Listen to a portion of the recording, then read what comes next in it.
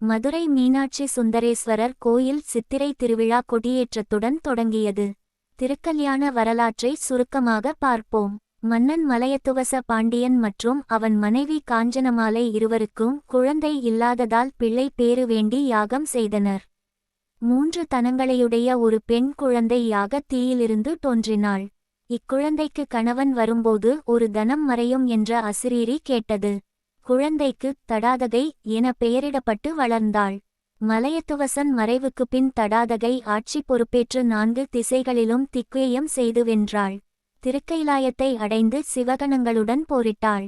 பின் சிவபெருமானை கண்டவுடன் 3 தனங்களில் ஒன்று மறைந்தது. இறைவனே கணவன் என அறிந்து நாணம் கொண்டாள். திருமணம் நடந்தது. மேற்கூறிய நிகழ்வுகள் தடாதகை பிராட்டியாரின் திருஅவதார படலம், தடாதகையாரின் திருமண படலம் ஆகிய திருவிளையாடல் புராணக் கதைகளில் கூறப்பட்டிருக்கின்றன. இவ்வாறு சிவபெருமான் மீனாட்சியை போரில் வென்று மணம் புரிந்த திருவிளையாடல் புராண நிகழ்வே மீனாட்சி திருக்கல்யாண விழாவாக கொண்டாடப்படுகிறது. திருக்கல்யாண திருவிழா புராணங்களிலிருந்து தொடங்கினாலும் வரலாறாக தொடர்ந்து வருகிறது.